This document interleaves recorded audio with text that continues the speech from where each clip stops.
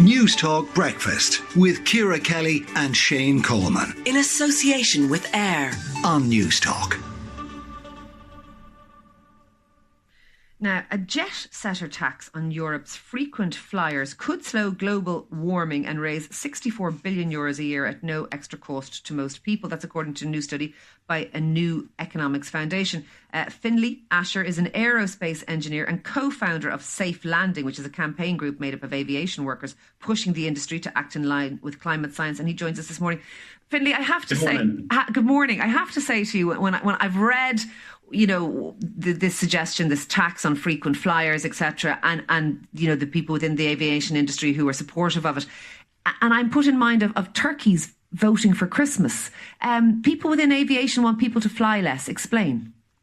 Yeah, so my group, Safe Landing, is made up of aviation workers from across the sector. We've got pilots, cabin crew, air traffic controllers, you know, people that work in airlines and airports. We love exploring the planet. We love flying. But what we're concerned about, that freedom to continue flying in the future, is under threat because of the emissions growth of the sector. We think we're on a really dangerous flight path and we need to set a new trajectory where we cut emissions.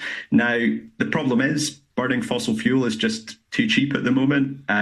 It's going to need to get more expensive, and also the alternatives, you know, the things we're really excited about, things like electric or hydrogen aircraft, those are just going to cost more. So we know there's going to be an increased cost of flying. And what this is about is having that conversation and having a conversation about how to apply those costs in a fair way. Okay. So, because there's a few things that strike me. First of all, you know, increased costs. You're right. Maybe things are going to cost more, but we will be moving back towards flying and aviation and all of that, air travel, becoming the preserve of the rich again. Isn't that what we're looking at?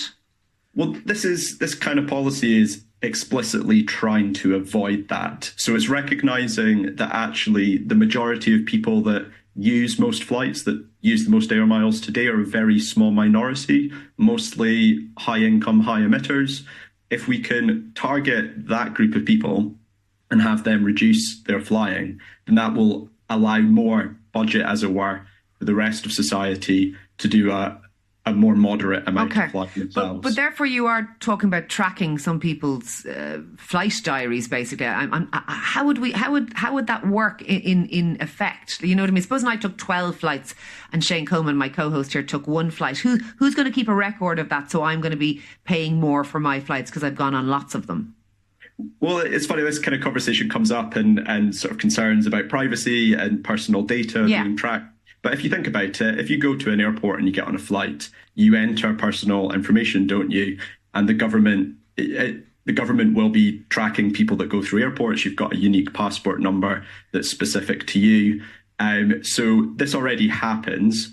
It would need to be an additional system, but I don't think it's that complicated. Okay, I wonder, is it that complicated? But nonetheless, maybe you were right.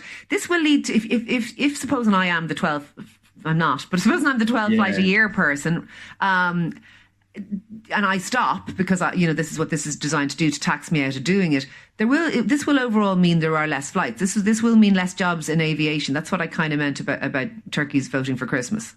Well, not necessarily. I mean, if you think about the way, let's just think about like one aircraft that's flying across the Atlantic to the US. The way that's configured at the moment is to maximize the number of like first class premium seats, because that's where airlines make a lot of their profit margin. If you think about it, if we were to tax frequent flyers, we'd probably see less of those seats. And actually that might mean you get more people in that aircraft because there's more economy seats. And that actually also makes the aircraft more efficient. So you can then transport. You are giving me very much the best case scenario here, that this tax is, first of all, going to be very easy to apply. I'm not sure I agree. Is going to be very fair. I'm not sure I agree. And that despite the fact that it is designed to make some people fly less, that it's not going to affect jobs in aviation. This is a very rosy tinted sort of thing. What about people in Ireland, Ashley? Because we are a tiny island. And yes, if we go on our sun holiday, we have to fly. But a lot of us have to fly for many, many other reasons in a place like Ireland, because we are small and because we are an island and because we are on the edge of Europe. So a lot of people fly for work. A lot of people fly for family purposes. We can't really go anywhere bar this tiny space that we live on, which is like a postage stamp, without flying, really. It's very hard on people like us in a way that it isn't hard on people, say, who are in Germany, who can hop on a train. Well, yeah, I mean, I live in Scotland, right? So I've got a similar concern to you.